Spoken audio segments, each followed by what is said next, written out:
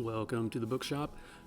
Today I'm going to show you my process of creating a character or a drawing in my head, just kind of from start to finish. This is going to be not really duplicating exactly what I have done, as you see here, but I'll give you pretty close and kind of give you the gist of it, but kind of show you a few things that can get you started, and then you're going to develop your own style as you go along. Nobody's style is the same, but I'll kind of show you what I'm doing with this in particular one. It's a drawing from, it's not really a book. I've got a bunch of drawings and I may end up putting them together, we'll see, but this is just one of the pages out of that series of files that I have done. And it's obviously a bee wearing a bonnet. And with any drawing that I do, typically it'll start out with basically a line drawing. So kind of think looking like a coloring book. So I get the line, basically all the line work done, which is black. I mean, it's a relatively thin line. I do everything in Photoshop, so it's going to be a number 9 brush, usually a hard edge brush. And it's basically going to look like a stylized coloring book, and from there I'll do different layers of color and build things up, but I'll show you kind of what I'm doing. I'm not going to do anything with the background and the flowers that you see here. It's just going to primarily focus on that bee and getting the shape of it. We're going to start there, and then, like I say, it's not going to be an exact copy of what I have here, what you see, but it's going to be close, and I'll get you to where you've got the basic shapes, and then you can take it from there. So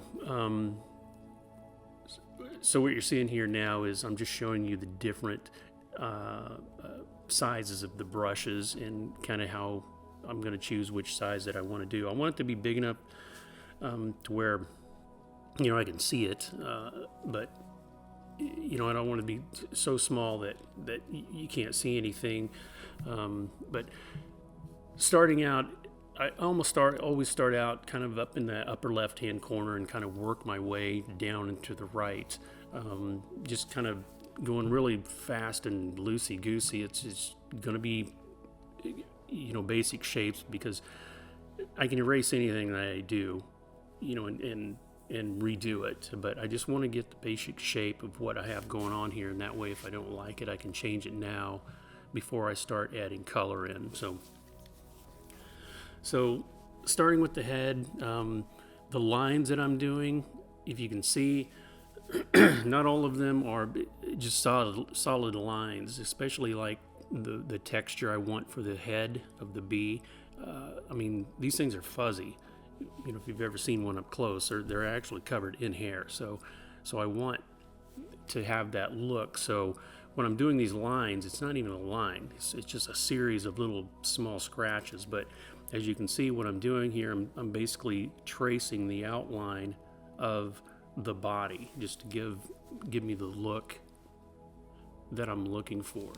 And again, it's just using the just small little lines, and following along the contour is another important part too. You'll see I'm not just going straight or making like a curve.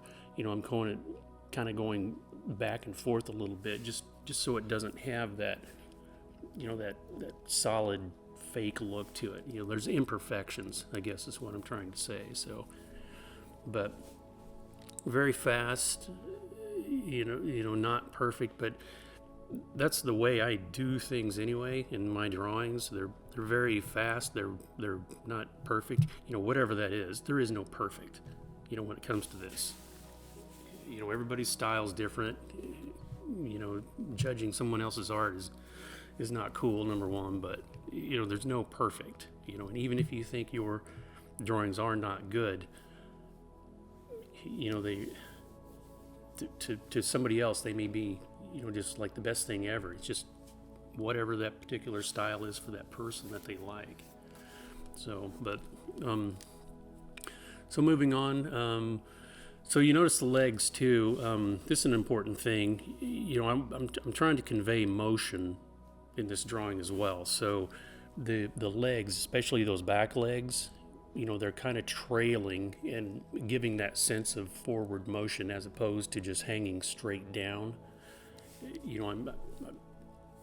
I want to make it look, realistic, but doing small things like that will make a big difference. And also, I haven't got to it yet on the line drawing, but over on the left-hand side on the colored version, if you notice there's a bag that this bee is holding. She's been collecting pollen, is what this is, the premise, but she's collecting pollen, and the pollen is trailing behind her too, so that's, again, gives that sense of motion. So what I'm doing here, I'm just coloring that white out, so it'll give a solid gray background. I should have done this at the beginning,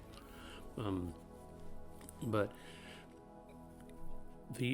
especially when I start to add color with this, if it's against a white background, the color is the impression that you're going to get into your eye. Is the yellows in the bee they're going to look differently as opposed to the colored version based on that background. It's just the juxtaposition between the two. So I try to give a neutral background when I'm drawing to get as close to the color, keep it uniform as I can. So, but I'll start building up the color. Again, this is very fast. This is kind of the fun part. So it's basically like a coloring book. It really is. You just have to know what color and what tint to put where. So the underdrawing basically is what this is. I'm going to put a mid-tone yellow, and I'm going to break that body up, and put my yellows where they need to be, and then after that I'm going to move into the blacks. But it's not even actually black. It's like a dark grayish blue color. That's my mid-tone, and then from there I can determine my light source, and then my shadows will follow from there. So filling all this in, and then once I get the blocks filled in, after I do that, then I will start to come back and I'll thin my brush down, to maybe 5 pixel or maybe even 3, and then I'll start to really fine tune the lines where it meets the yellow meets the black. I'll come in with maybe the yellow, and then I'll give some indication of hairs. I'm still following the contours, of course, and then come back with the black and go back and forth over that. So that'll give that impression of the yellow hairs laying over the black. It just makes it look more realistic. And some of your original lines, the black lines, the coloring book lines, some of those, they're going to disappear. You won't be able to see them. But I don't want to take all of that away. I still want some of the black to show, because I still like that, that I don't want to say cartoony look, but I still like to see that outline. It's not very photorealistic. I avoid that. I try hard to avoid that because it's great, but it's just not the style that I'm looking for. I still want it to look imperfect, I guess, going back to that. So yeah, from here, you're just building up your color. I'm going to get into the bonnet here in a second. Building up the color, number one, but on this particular drawing, the inside of that bonnet, I have a gradation color, so I'll show you in a second how I deal with that. I'm just basically going to isolate the inside of that bonnet, and then we're going to put a gradation on it. But I'm not really taking my time here. I'm going outside of the lines too. Sometimes I'll go back and I'll clean those up if I want a really crisper edge, but a lot of times I won't clean it up. I'll just leave it, outside the lines. It's supposed to be fun, so that's kind of what I'm doing.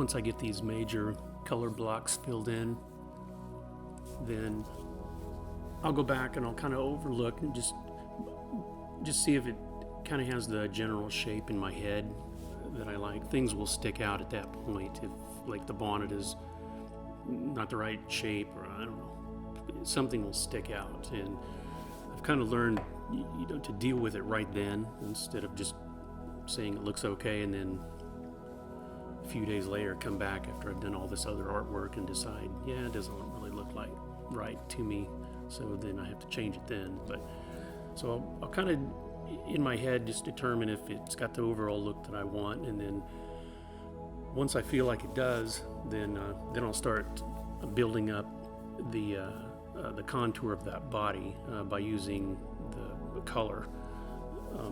Lighter colors on the top, that's going to indicate my light source, and then my shadowed colors on the underside of the body, and that'll give it more shape and just bring out the realness in it.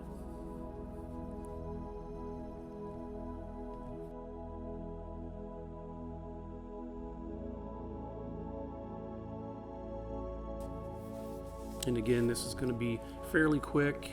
I don't want to have to go back and redo a lot of this stuff because this is tedious work. It's basically just a bunch of small little scratches. But it does give the impression of the fuzz on the bee that I want. But I don't want to have to come back and redo a lot of it. So it's going to be fast, but it's not going to be so fast to where it doesn't look right. But from here, it's basically just building up that color. I may go a little bit darker on the bottom, we'll see. But I won't do too much to it overall. But I just want to give it enough to give it that depth.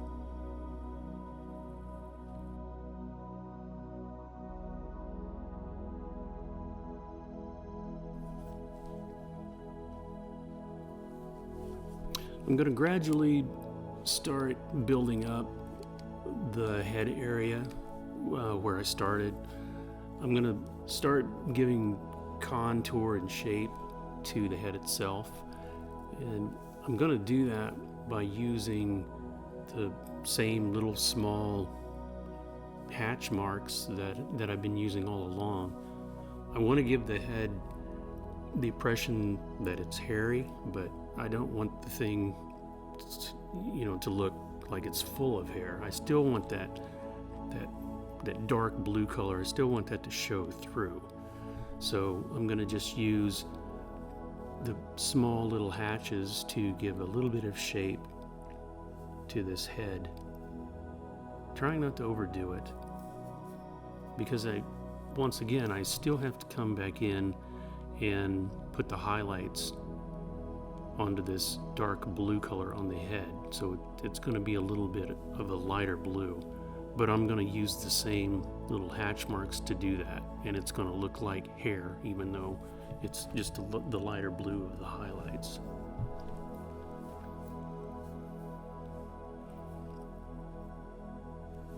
So moving into the bonnet, I want to give it just a little bit of shape to it. I won't do much. And like I was saying before, the inside of the bonnet, I want it to have a gradated look. I want there to be a shadow inside that bonnet. So instead of doing that just manually with my stylus, I'm going to put a gradation on it, the color gradation. So it's going to look like it's going to go from this light orange down to like a darker orange to give it a real smooth transition shadow effect. So using my select tool, I do everything in Photoshop. So using my select tool, I select the entire orange color, and then I just erase whatever I don't want filled in with that gradation. So all I have left now is just the inside of the bonnet. So I create a new layer, and then I make sure that layer is below the lines layer that I have and above the color layer that I have. So it's basically like a sandwich. My new gradation layer is going in between those two. And that's just simply because I want the gradation to be on top of the color layer. So it's on top of the orange bonnet itself. Once I get that, I can go into my tools, my gradation tools, and I can create that gradated effect, which is basically like giving it a shadow, just to give it depth. And I'll do that same for the wings as well. If you notice on the wings on the finished product on the left, that top wing is a lot lighter than the bottom one. Well, I've just created, a new layer and gradated that color, so it gives the illusion of depth, the depth of field. It gives space between the two wings itself, which is, realistically speaking, that's what you're looking for. It's not like the drawing is photorealistic, but it's true to nature. That's what makes it believable. So filling in the wings here, again, relatively quick process. And I'll go back in with to the colored line section, and I'll lower my brush down, which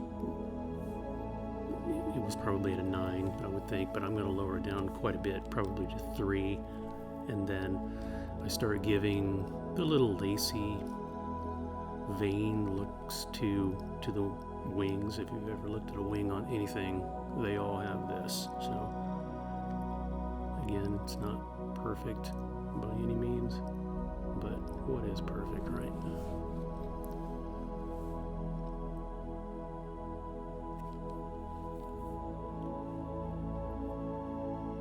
Now I'm just cycling through my layers and seeing if I like what I see. Once I determine that I do, then this is important. So I'm looking at the eye right now, but on the back of the wings, behind that bottom wing, you're going to see I haven't extended it yet here, but behind that wing, I'm going to make that the yellow is going to be a little different color tint than what you see, because you're seeing the yellow through the wing itself. It's going to absorb some of that wing color itself, so you have to change that color a little bit, but those little details make a big difference in the realism of the finished product. So I'm going to zoom in on the eye, show you how I did the eye. Stippling is basically all that I'm doing to this eye. I'm going to bring my brush to probably about a 9, and then I'm choosing one of the mid-tone colors of that blue, and basically stippling around the shape of that eye in basically a circle pattern. And once I get everything like I like, then I start to lighten my color on my brush. I'm going to lighten it a little bit and go back and do that same circular motion, but just a smaller circle. And then I'll repeat that 2 or 3 times, just making your circle smaller and smaller. But you're basically creating the shape of the eye itself using color.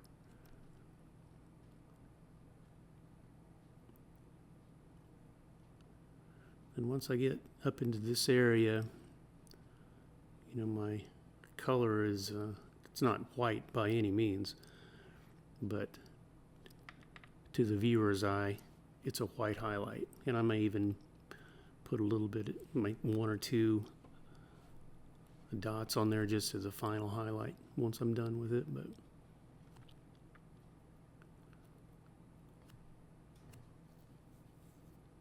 so I'll keep on working on the body, jumping back and forth, all over. I'm never in one spot for very long. But I like doing it like that, jumping back and forth. I think it keeps keeps the image balanced. I don't want to work on one thing for too long and then move off and do something else only to find out the proportions aren't right.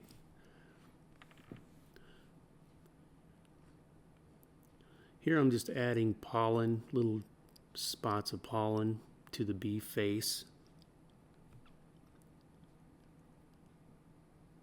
And this is just almost at the very end. I would do this just as like a little icing on the cake type of a thing. But again, it's just the realism of it.